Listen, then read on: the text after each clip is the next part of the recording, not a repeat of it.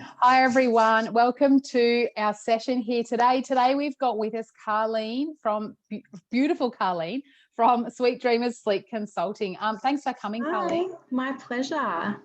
Now I'm going to be asking Carlene some of those really tricky questions today, and we'll just have to get into it pretty quickly because I'm sure we want to get as much out of you as we possibly can. Yeah, okay, for sure. and that's true.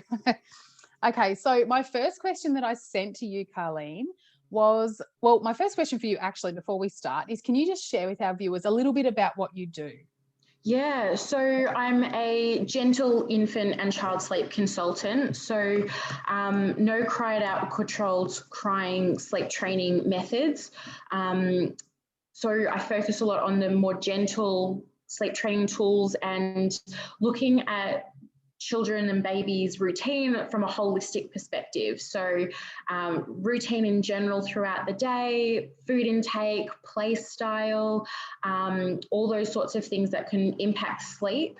And then almost as like a secondary thing to all that other stuff is the sleep training side of things, that hands-on settling. So all that I do is really gentle methods, but super effective.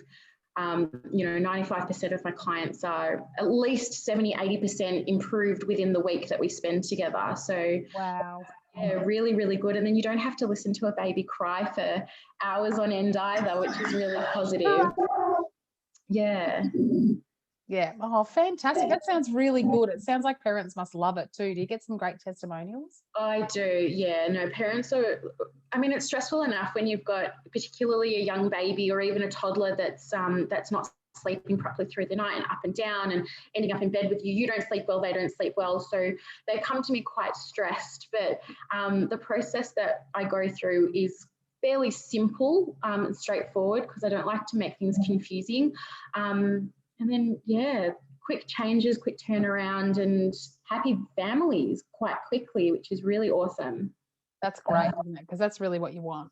Yeah. Yeah, that's the goal. It's rewarding for me, but it's life-changing for the families. Yeah.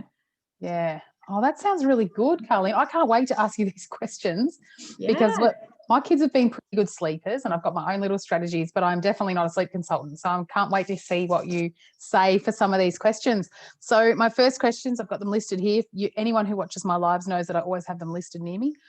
So how do you get your toddler to sleep in bed at night? So you've already mentioned that a little bit about toddlers coming into your bed, which just quietly mine is doing right now a lot. So, and I know, yeah, I've got my ideas on how to fix it, but I can't get up in the middle of the night. Anyway, whatever. I can't wait to hear what you've got to say on this topic. Yeah, so toddlers are little people and they've got their own personalities and their understanding level is so much greater than if, we were working with a baby. So a lot of negotiation, positive reinforcement and motivation are my go-to tools. So going with things that your toddler likes the most. So if you've already got a toddler that watches the iPad, once a day or something, use that as your tool. So instead of just giving it to them freely each and every day as, just a bit of a treat, let your child earn it. So, leading up to bedtime, talking about what we want to achieve, what we want your toddler to do going to sleep as well as overnight. So if they do wake, how do they respond in order to keep them in their bed throughout the night, not coming to you and all that sort of thing. And once you've kind of discussed that with your toddler, given that they're old enough to negotiate back with you, so your 3 and 4 year olds are able to do that. Your 2-year-olds, it's kind of more telling them what you want them to do, and then letting them know what wonderful reward they're getting at the end of it. So I love to start with nap times because they're quite short. So you get a really quick turnaround with that reward process. So they realize I do what, mum and dad have asked me to do, and then I get a reward at the end of it. So that could be, as I said, the iPad when they wake up, or picking a special park to go to, or asking your toddler what's something really special that you want to do when you wake up from your nap. So it gives them something to work towards. Perhaps they like painting or baking a cake, whatever it is. And then because nap times are so short, there's a fast turnaround, and then that leads on to nighttime and, helping them understand that there is reward at the end of sleep. And so sleep doesn't turn into a anxiety-filled event, you know, because a child, I suppose, at the end of the day, if they're having a lot of trouble, a lot of it's down to the fact that they're in bed alone. So if we give them a positive reason to be asleep and to stay asleep throughout the night, then it changes their whole mindset around sleep. Yep. I love what you've said. I really, really like what you said about not increasing that anxiety around it, because I've seen this quite a bit with food as well. Like parents can really get anxious about it themselves and create that real anxiety, and it just doesn't help the kid. Just seems to really not help them, because then they've got their own anxiety around it. Exactly. Absolutely. Yeah. Yeah. That's really great. And I really like what you said about rewarding it, because that's the sort of thing we do anyway. But my son this morning actually got a sticker for sleeping. He loves getting a sticker. They get 5 and they get a prize. Anyway, so yeah, that was really good for him. It's worked really well. So I'm glad to hear that I'm on the right track. Definitely. Yeah, absolutely. Yeah, thanks for that. That's really, because that's one of the main ones, I feel like. Once you get past the baby stage, then suddenly you've got this toddler who arrives in your bed. That's do you see a lot of people that ask that question? Oh, absolutely. Pretty much all parents that come to me with toddler sleep problems, that's one of their biggest things. So either getting them to fall asleep more independently so that mum or dad isn't sitting next to them for potentially hours on end until they fall asleep, or coming to them in the middle of the night and then staying in their bed because mum and dad are tired and they're not quite sure what else to do. So, yeah. Yep. Oh, that's really great. Okay, so then another one that sort of follows on from this a little bit, but when do toddlers usually drop their nap? So this is a question I'm asked a lot, and I know when mine have dropped their nap, and it's like 18 months, between 18 months and 2.5. All of mine have dropped their nap then, but they're only my 3 children. You clearly see a lot more children than that. Yeah, so look, every child is different. You could have 100, 18-month-olds in the room and none of them would be the same in any way.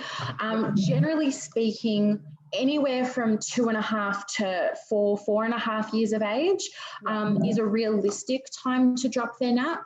I think anything less than that, they're just going to be so overtired from the day's activities, and that will impact on nighttime sleep, regular waking, and having trouble falling asleep in the first place, because a child that's overtired has a lot of trouble rolling over sleep cycles. So perhaps they can get to sleep for the first half an hour or an hour, but then they're up every couple of hours overnight because their brain's so overactive from being overtired. So yeah, and I think that even in those earlier age groups that are kind of mentioned, so 2.5-year-olds, even 3-year-olds, if you're having a lot of trouble with physical sleep, a rest period in the middle of the day is just as helpful and important, that they're getting downtime away from toys and TV and stimulus. We want them in a fairly darkish room. They can read some books or just have some soft toys to cuddle in bed. But things that aren't going to stimulate them, it just gives them a chance to kind of refresh themselves at the halfway point through the day. Yeah, that's really interesting actually, because I've got a 3-year-old and he hasn't had a nap for 8 months or maybe anyway 8 months or so, and but we were doing like time out, just like quiet time. Quiet time, and that works really well. But he's been my first child out of the 3 that has actually taken himself away for quiet time. So he'll get had a dummy until 3 or 4 months ago, and he would take that and his toy and go and do it himself, which I found was really interesting. Whereas my others are like this all the time. They just boom, boom, boom, boom, boom all the time. So anyway, that's really helpful to know, because I was having the same conversation with one of my kids the other day. She's like, "Are you serious? 4-year-old still have naps?" Because she's 4. She cannot believe that some people nap. I'm like, everyone needs a different amount of sleep, right? Totally, absolutely. Yeah.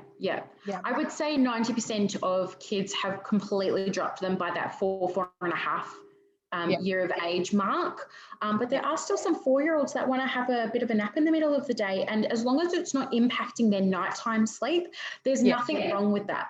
But then it's kind of, as a parent, it's your turn to kind of take over control of those naps if nighttime sleep is then starting to be impacted because they're getting too much day sleep.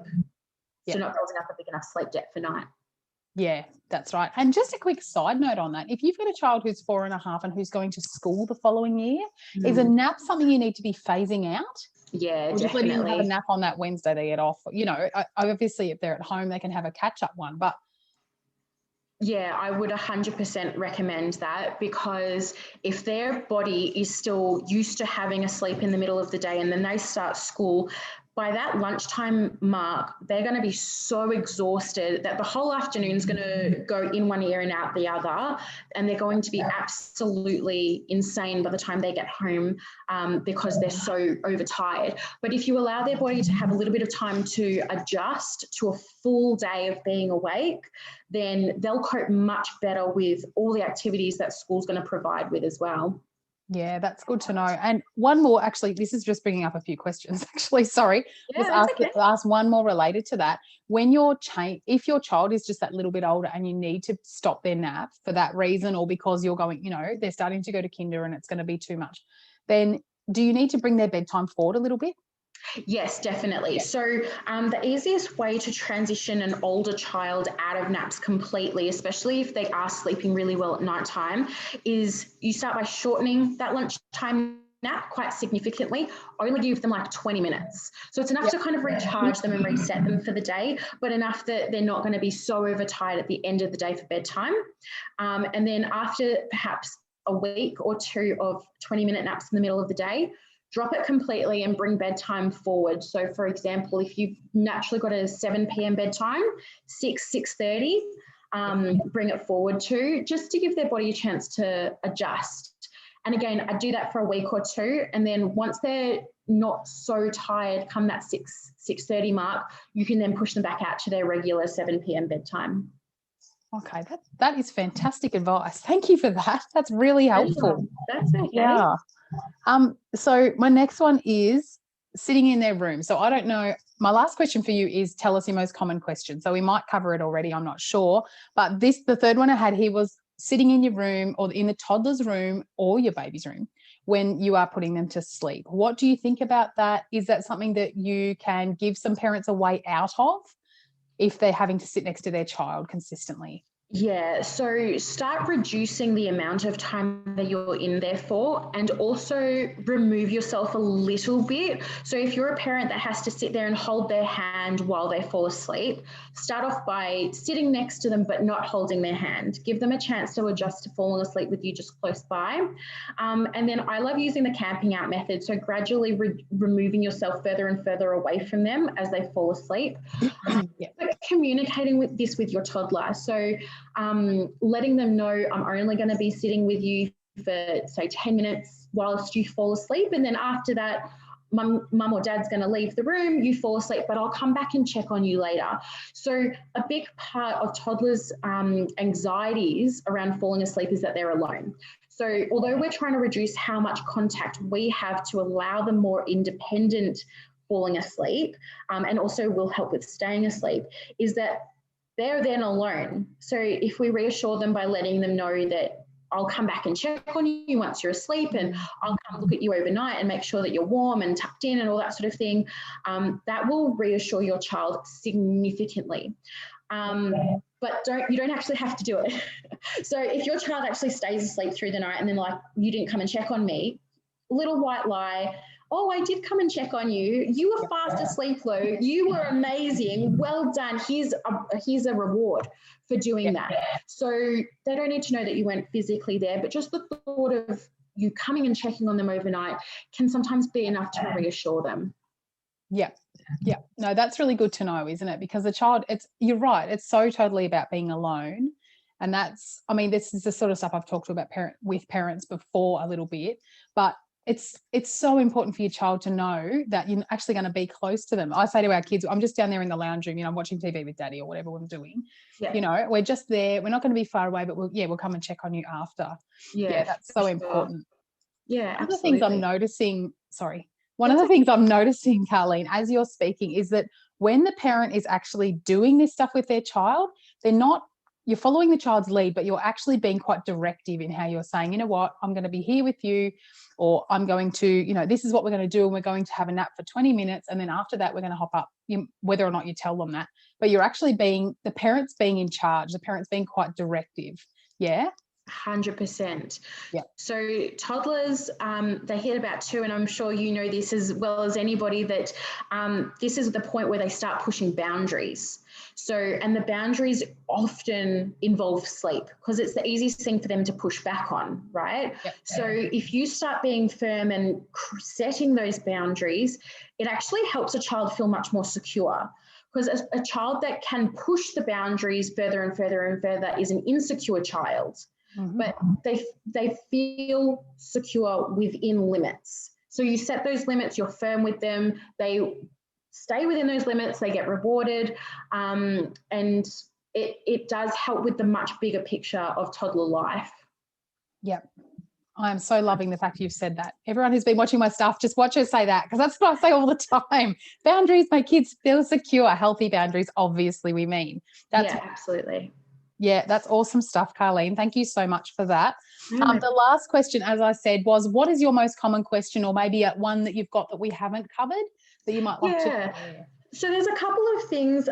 Probably one of the top ones is my child keeps asking for water or food, you know, when it's bedtime.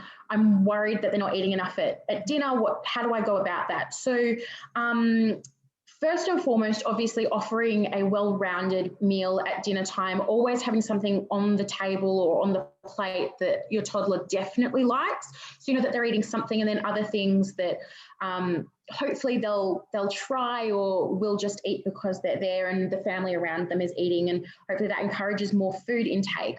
But then if you've got one of those really fussy toddlers, which we all seem to have one, my go-to is a banana. So, you know, 15, 20 minutes after dinner time, a banana. So it's full of potassium and magnesium and zinc.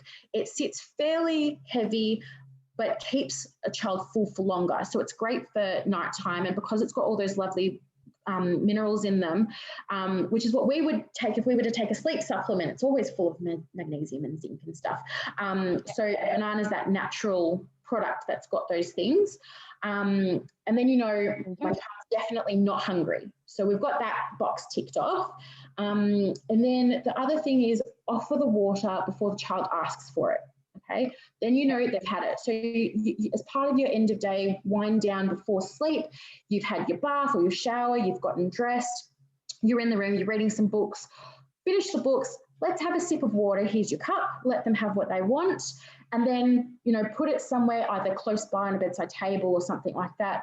They can't ask for it if you've just given it to them, right? Yep. So that then sets that limit. You've already had water, you don't need any more, you just had some, now it's time to go to sleep.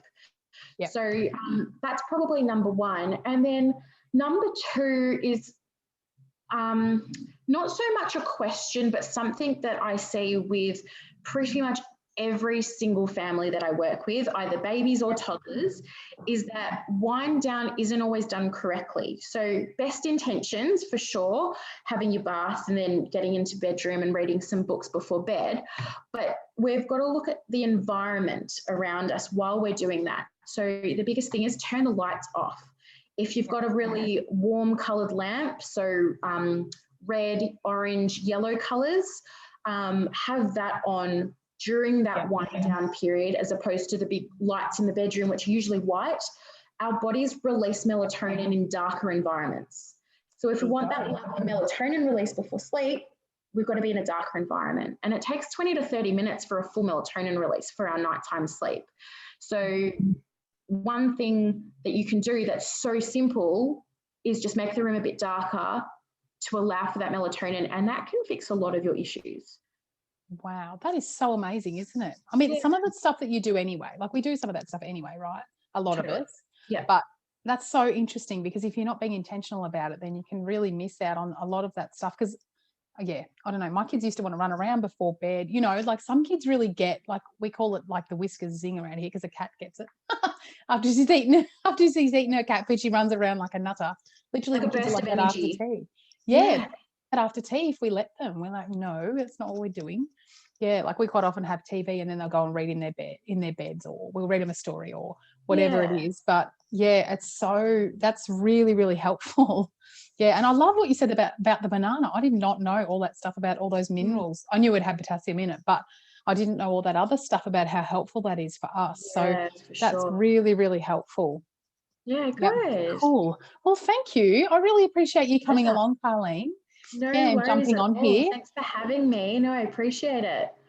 You've really helped a lot of us out today, I am sure. If you are I watching, hope. drop a comment on what this has helped you with, because, or the 2 or 3 or 5 things that this has helped you with.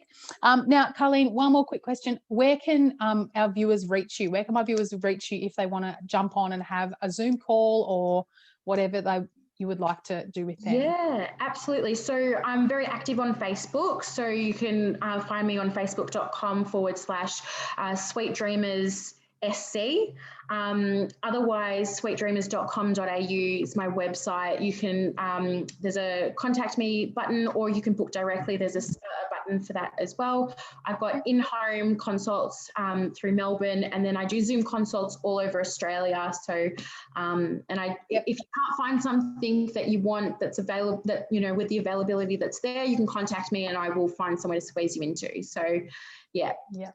Oh, fantastic. Look at you go. This is awesome. I'm so excited about this. You Oh, that's wonderful. I really, really hope that, some people get in contact with you, Carlene. Look, I really appreciate you. Again, really appreciate you coming on today and being available on quite short notice. No, that's okay. My pleasure. For me. It was great. Yeah, and thanks again for all those really great tips. My pleasure. I hope that I helped some of you out with some of that information. I'm sure you've helped me already. So thank you so much. You're welcome. All right. Thanks so much, Carlene. No Have worries. a great day. Thanks for having me. See you.